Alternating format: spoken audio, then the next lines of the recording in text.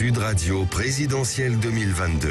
Et bonjour Eric. Bonjour Cécile, bonjour Patrick. Ça va? Ouais, ça va, ça va. Parce que vous avez veillé tard quand même. Hein. Oui, c'était une belle émission. Hein. Oui, Donc c'est violente. Hein. Oui, voilà. Face à Baba, hier soir, il y avait Jean-Luc Mélenchon qui était l'invité principal, une dizaine de contradicteurs, pour ou contre ou neutre, et vous faisiez partie de ces gens qui lui ont posé des questions sur l'économie, notamment, donc dans le milieu, dans le cœur de l'émission. On va y revenir dans un instant sur les coulisses, mais justement, il y a une question qui était sous-jacente dans ce que vous avez en fait abordé hier autour de la santé, parce qu'il y a eu le scandale Orpea cette semaine, maison de retraite, la politique de la dépendance. C'est un vrai sujet.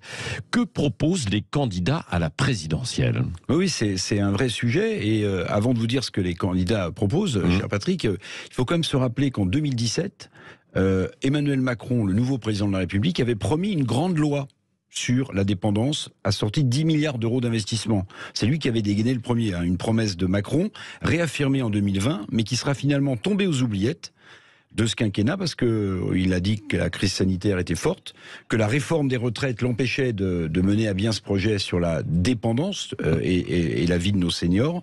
Bon, tout ça est resté sur le quai, mais beaucoup de gens attendaient cette loi de dépendance d'Emmanuel Macron qui n'est pas venue. Alors, les candidats, qu'est-ce qu'ils proposent? J'ai regardé dans le détail.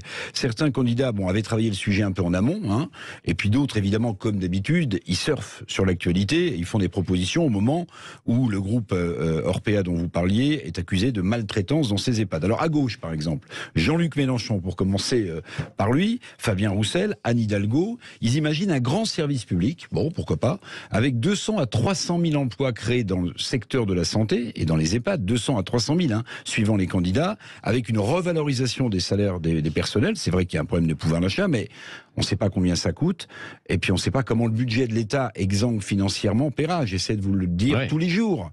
Et puis, service public des EHPAD, on peut considérer que la dépendance, que la vie de nos seniors ne doit pas être confiée au privé. Mais dans ces cas-là, s'il y a un service public des EHPAD, est-ce que ça sous-entend pour les candidats de gauche qu'il va falloir nationaliser les groupes privés, aujourd'hui, qui s'occupent et qui gèrent des EHPAD avec des actionnaires? Bon, Anne Hidalgo a rajouté un petit truc, un petit plan de formation, comme elle en a le secret, mais la candidate PS est quand même relativement floue sur ce sujet, comme sur les autres. Oui, c'est ça. Quelle approche économique et philosophique, d'ailleurs, pour nos aînés, d'une façon générale? Alors, il y a une approche qui est intéressante, j'ai trouvé, c'est celle de Yannick Jadot, dont vous parliez tout à l'heure, d'Europe Écologie Les Verts. Parce que lui, il a une approche différente des EHPAD. Il veut repenser l'habitat des EHPAD et il opte pour des systèmes solidaires, écoutez bien, de logement de personnes âgées avec à l'intérieur des résidences d'étudiants.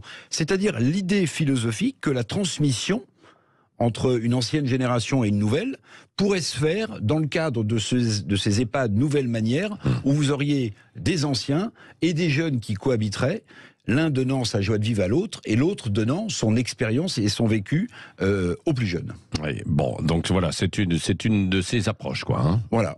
Possible. Et puis à droite, Valérie Pécresse, elle veut miser surtout sur les contrôles plus stricts, elle dit, de l'alimentation au temps passé avec chaque pensionnaire de ces EHPAD. Vous voyez, c'est une approche individualisée que propose Valérie Pécresse dans les EHPAD, mais surtout Valérie Pécresse souhaite développer l'aide à domicile pour soutenir les personnes âgées chez elles, pour qu'elles restent chez elles. Donc là, c'est une autre approche de la dépendance. On ne crée pas des EHPAD, on ne construit pas des immeubles pour y mettre des personnes âgées, on essaie de les maintenir le plus longtemps possible chez eux. D'ailleurs, les maintenir le plus longtemps possible chez eux, c'est exactement la proposition, comparaison n'est pas raison, qu'avait faite Emmanuel Macron dans le projet de loi avorté sur la dépendance dont je vous parlais en 2017. Bon, chez Zemmour, il n'y a rien pour l'instant. Quant au programme de Marine Le Pen, si elle a le temps de le dégainer avant qu'autre chose lui arrive au coin de la figure... on va en parler dans un instant. C'est attendu le 5 février. Vous commencez à nous appeler au 0826 300 300. C'est attendu le 5 février prochain, 5 février, le programme santé de Marine Le Pen. Bon, d'accord, très bien, merci. Revel en campagne.